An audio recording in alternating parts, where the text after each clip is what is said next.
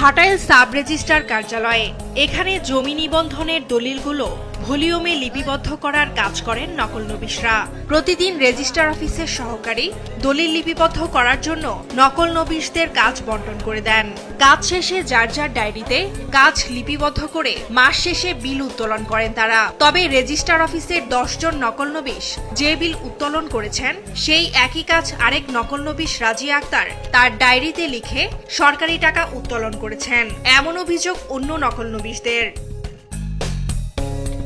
রাজিয়া 2002 সাল থেকে নকল নবিশ হিসেবে কাজ করছেন।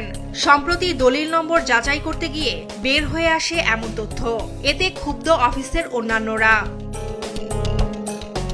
এ ঘটনায় প্রতিকার চেয়ে জেলা ও উপজেলা সাব রেজিস্ট্রার বরাবর লিখিত অভিযোগ দিয়েছে উপজেলা নকল নবিশ অ্যাসোসিয়েশন। তারা জানান, দীর্ঘদিন ধরে সহকর্মীদের করা কাজ নিজের নামে লিখিয়ে সরকারি টাকা তুলছেন রাজিয়া আক্তার। এই কাজটা এক সপ্তাহের মধ্যে সমাধান না করে তাহলে আমরা কঠোর পদক্ষেপে যাব। আমরা যারা 10 জন তুলছি তাদেরটাই সঠিক। আসলে আমাদের স্বাক্ষর আছে ওইখানে, কিন্তু উনার স্বাক্ষর নাই, উনি অযথায় ডায়েরিতে উঠানো। আত্মসাতের ঘটনা জানাজানির পর থেকেই রেজিস্ট্রার অফিসে যাওয়া বন্ধ করেছেন রাজিয়া খাতুন। তার দাবি, কাজ করতে গিয়ে অনিচ্ছাকৃত ভুল হতে পারে।